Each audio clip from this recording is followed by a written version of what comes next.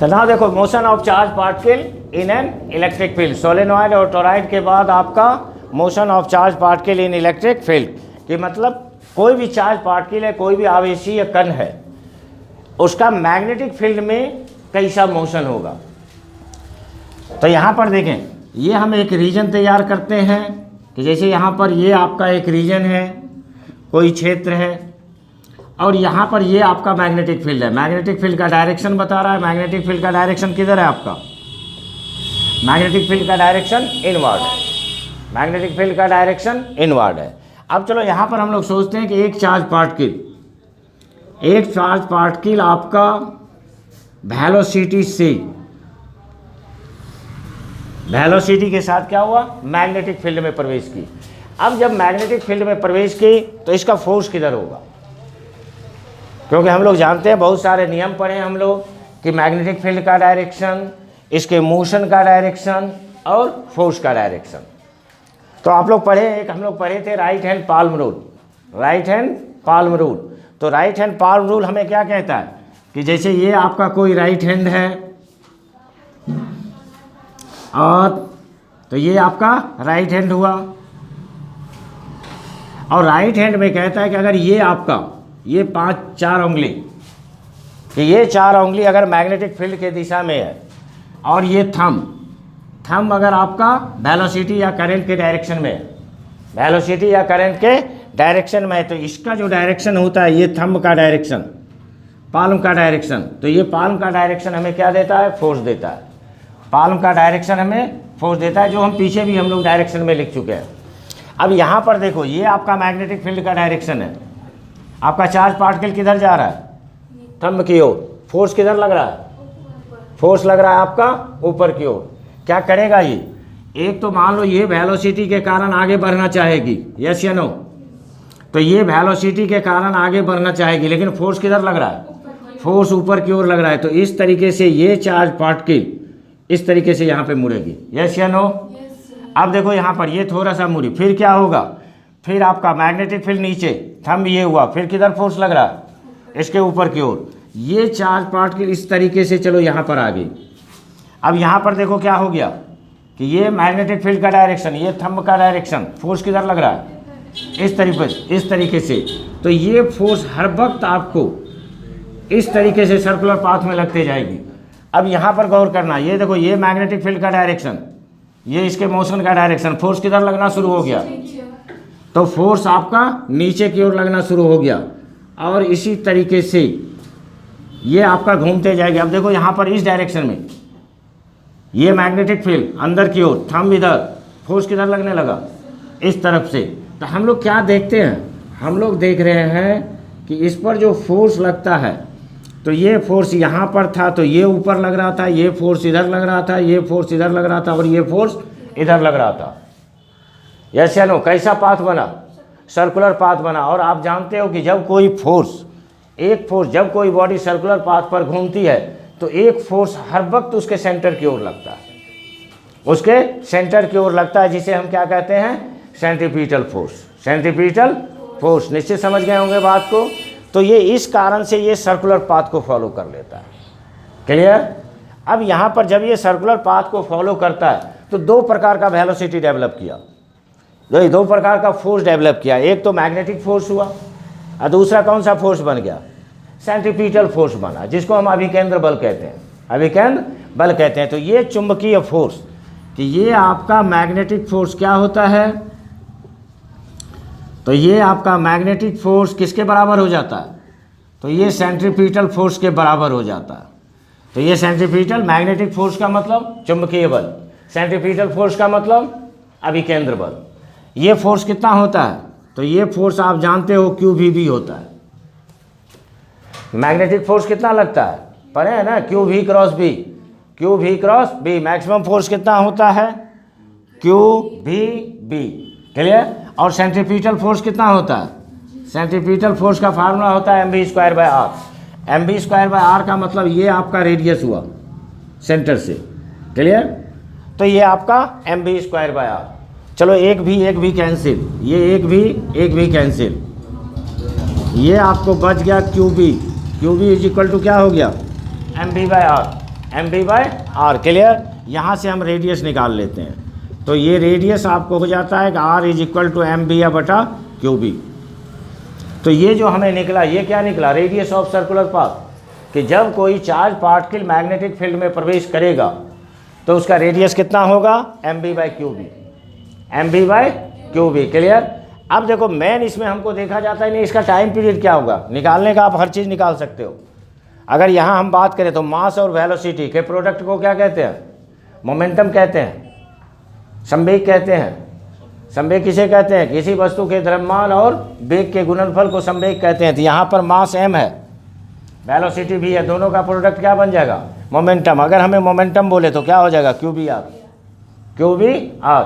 Kinetic energy बोले, kinetic energy भी हम निकाल सकते हैं। काइनेटिक एनर्जी का फार्मूला क्या होता है? Half M B square, half M B square. यहाँ से वेलोसिटी निकाल के पुट कर देंगे।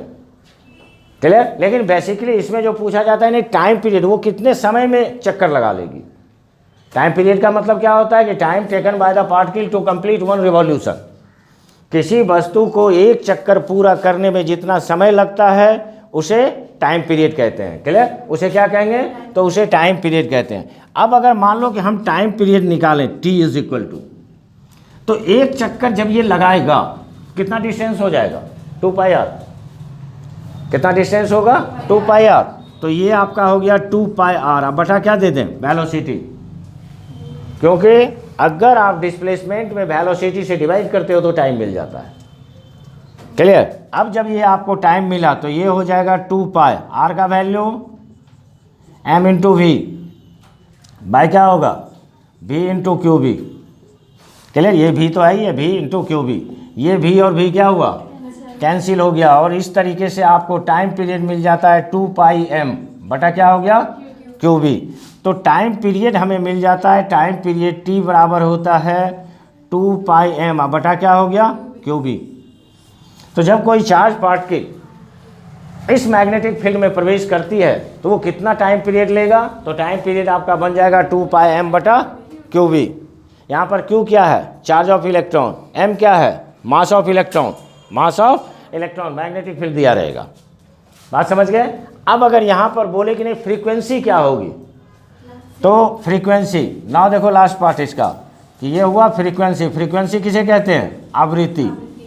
तो ये आपका हो गया फ्रीक्वेंसी। फ्रीक्वेंसी का मतलब हुआ आवृत्ति। आवृत्ति को f से डिनोट करते हैं, न्यू से डिनोट करते हैं। तो चलिए फ्रीक्वेंसी f, और फ्रीक्वेंसी f बराबर क्या होता है?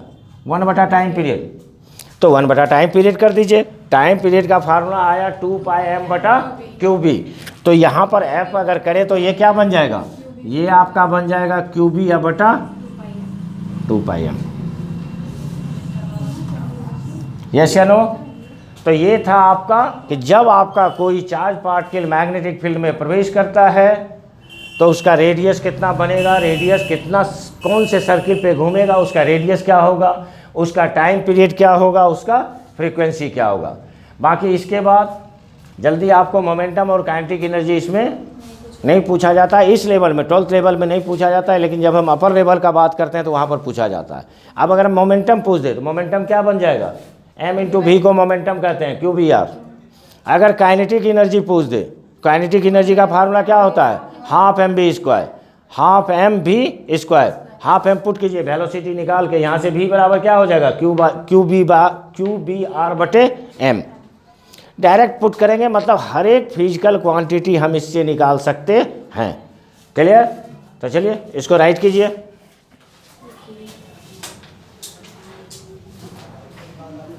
तो ना देखो अब आपका आया साइक्लोट्रॉन। साइक्लोट्रॉन क्या होता है? तो साइक्लोट्रॉन आपका एक डिवाइस है, एक इंस्ट्रूमेंट है जो जिसका उपयोग चार्ज पार्टिकल को एक्सेलरेट करने के लिए किया जाता है।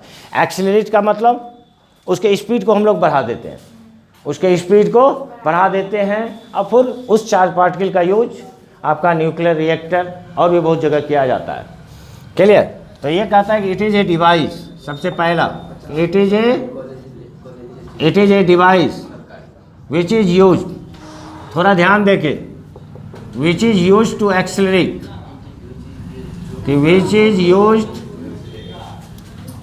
Use to accelerate charge particle, कि which is use to accelerate charge particle which is used to accelerate charge particle की यह एक युक्ति है, यह एक युक्ति है जिसका उपयोग आवेशीय कण को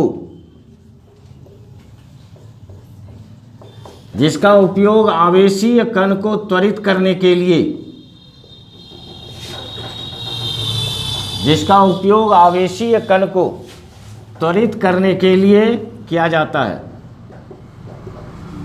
क्लियर? कहता है यह एक युक्ति है जिसका उपयोग आवेशीय कण को त्वरित करने के लिए किया जाता है। क्लियर? अब यहां पर देखो कि इसमें क्या क्या होता है। क्लियर? इसमें दो सेमी सर्कुलर डिस्क होते हैं,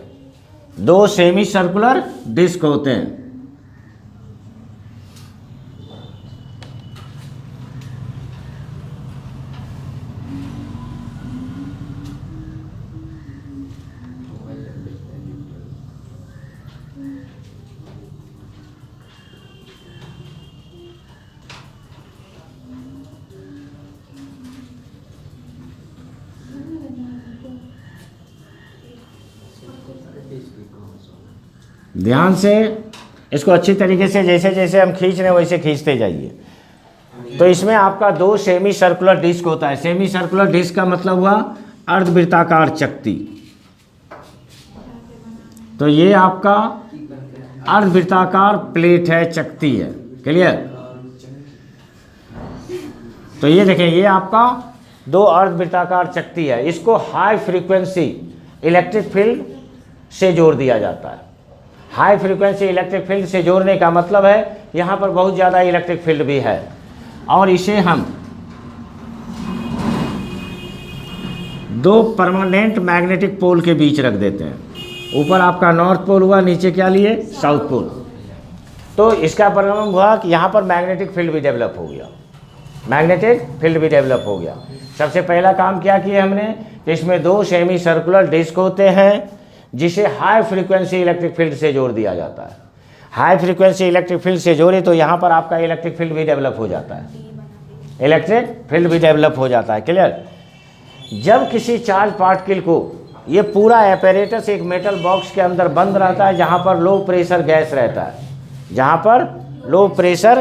रहता है, जब किसी चार्ज पार्टिकल को इस मैग्नेटिक फील्ड में प्रवेश कराते हैं तो आप अभी देखे हो कि ये अपना क्या करता है, इलेक्ट्रिक फील्ड और मैग्नेटिक फील्ड के कारण, तो मैग्नेटिक फील्ड के कारण क्या करता है, अपने डायरेक्शन को बदलता है। मैग्नेटिक फील्ड स्पीड को नहीं बढ़ाता। अभी आप जस्ट देखें कि जब आपने चार्ज पार्टिकल को दिया था, ये जस्ट क्या किया, इसके डायरेक्शन को बदल दिया, मतलब इसके पाथ को सर्कुलर पाथ बना दिया।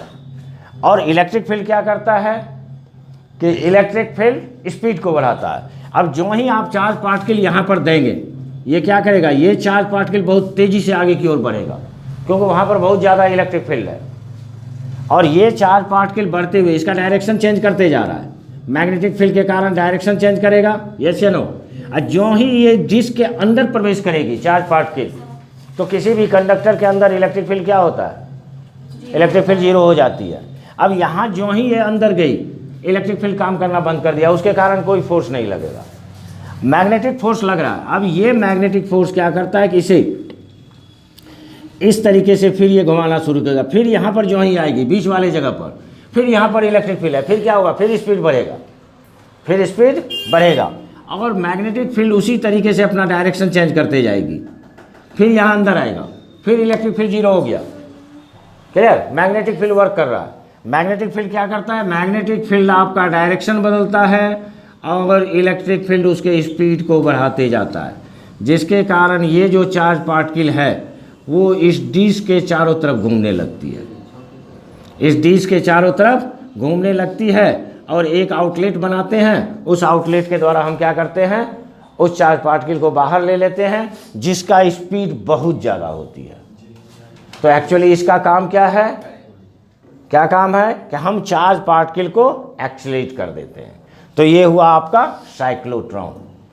क्लियर? तो साइक्लोट्रॉन क्या होता है, तो साइक्लोट्रॉन आपका एक डिवाइस है जिसका उपयोग चार्ज पार्टिकल को एक्सीलरेट करने के लिए किया जाता है। क्लियर? अब सारे को एक एक करके लिखेंगे कि इसमें क्या क्या होता है। तो इसमें क्या क्या हुआ आपका, सबसे पहला कि दो सेमी सर्कुलर डिस्क होते हैं, कि it consist of two semi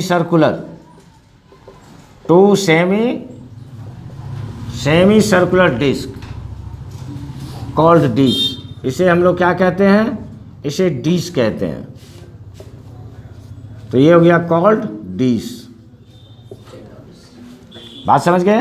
कहता है it is connected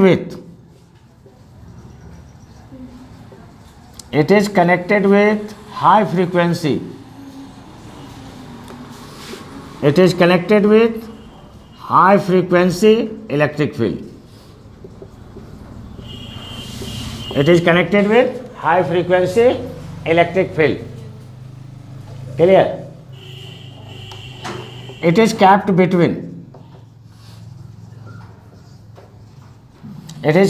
between two permanent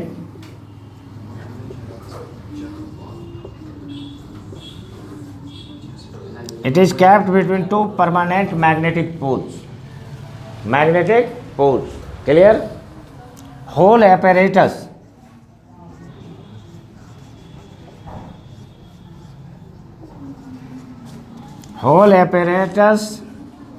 are placed in a metallic box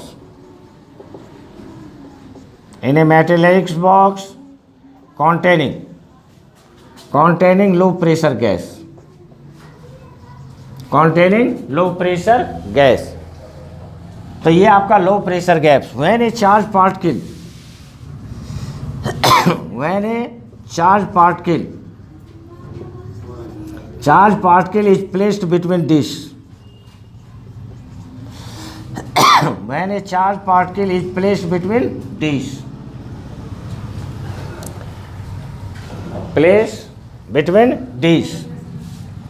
its speed starts to increasing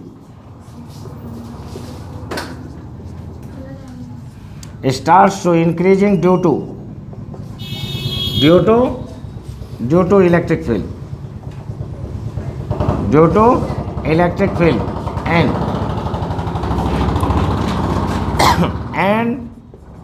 and due to magnetic field.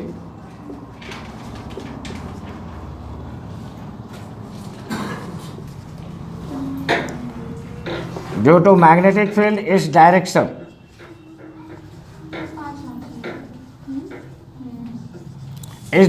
changes. Finally it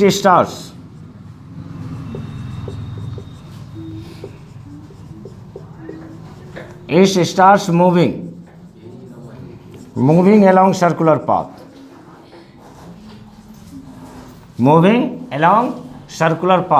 and centripetal force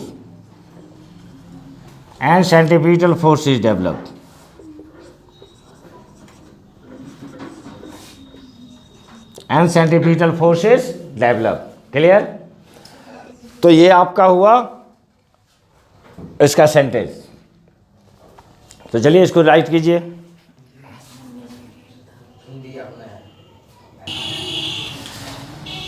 तनाव देखो इसमें क्या होता है कि इसमें आपका दो अर्धवृत्ताकार चक्ति होता है। अर्धवृत्ताकार का मतलब वह कोई भी प्लेट है, अगर हम उसे आधा काट दें तो वो सेमी सर्कुलर होगा, और वो जो सेमी सर्कुलर डिस्क है उसे ही हम एक नाम देते हैं डिस्क। वो क्या है आपका? डिस्क। कहता है इसे हाई फ्रीक्वेंसी इलेक्ट्रिक फील्ड से जोड़ा जाता है।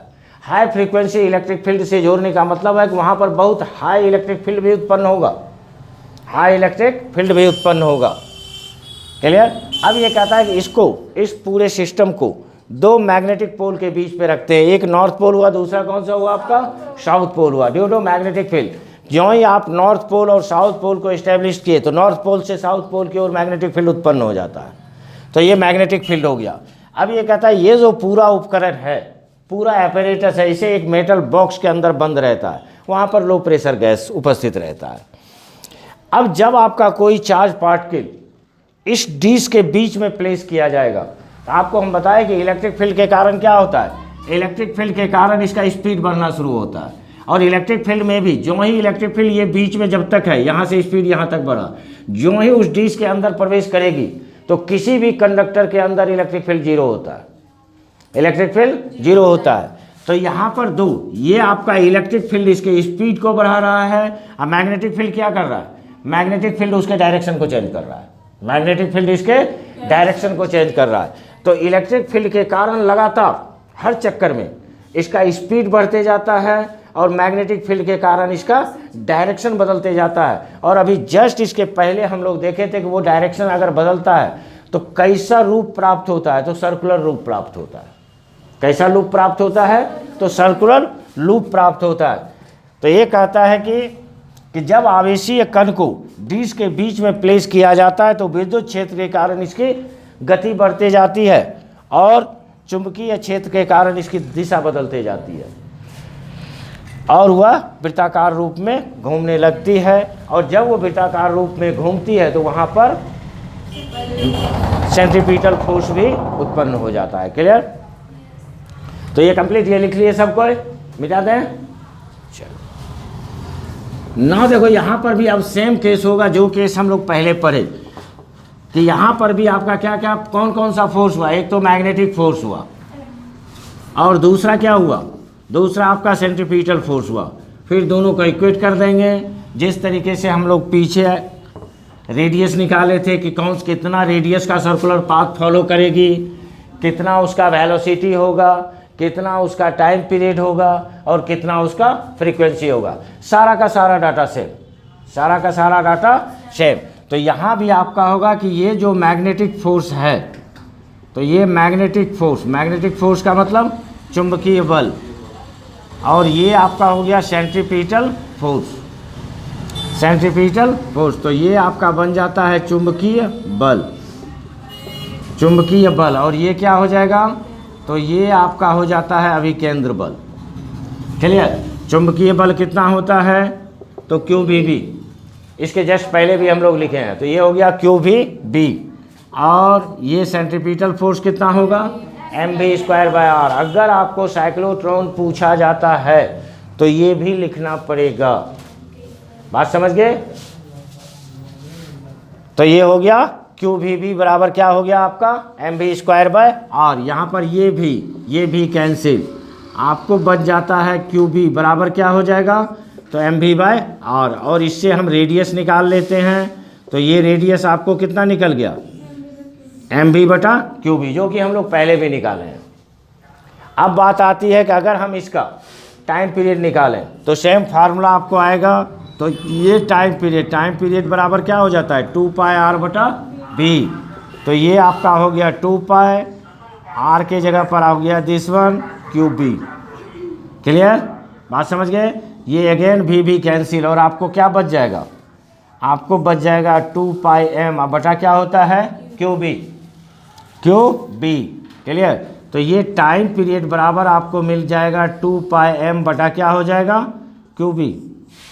अब अगर हमको फ्रीक्वेंसी बोला जाता है तो फ्रीक्वेंसी बराबर क्या होता है, 1/टाइम पीरियड, 1/टाइम पीरियड। 1/टाइम पीरियड का मतलब ये क्या बन जाएगा आपका, QB बटा क्या होगा, 2πm। QB बटा क्या निकल जाएगा, 2πm। क्लियर? तो ये आपको निकल गया 2πm। अब अगर मान लो हमें बोल देना इसका एंगुलर वेलोसिटी क्या होगा, एंगुलर फ्रीक्वेंसी क्या होगा, तो आपको फार्मूला अगर याद है तो ये भी निकल सकता है। ये फार्मूला क्या होता है, omega is equal to 2π/t, 2π/t। अब देखो यहाँ से अगर हम 2π/t पुट करें तो ये हो गया 2π, t का वैल्यू कितना आया, 2πm/QB। तो ये हो गया 2πm अब बटा क्या हो गया, QB। अगेन आपका ये 2π कैंसिल, आपको बच रहा है QB बटा क्या हो गया, m। तो इस तरीके से अगर एंगुलर वेलोसिटी बोला जाए तो एंगुलर वेलोसिटी बराबर क्या हो जाएगा, QB/m। तो आप ये देख रहे हैं कि नहीं। अब इसमें फिर आपका जो भी फिजिकल क्वांटिटी निकालने बोलता है उसके बाद हम हर फिजिकल क्वांटिटी को प्राप्त कर सकते हैं। मोमेंटम, काइनेटिक एनर्जी जो भी बोले हम वो इसके द्वारा कैलकुलेट कर सकते हैं। क्लियर? तो ये था आपका पूरा साइक्लोट्रॉन। क्लियर? चलिए इसको राइट कीजिए।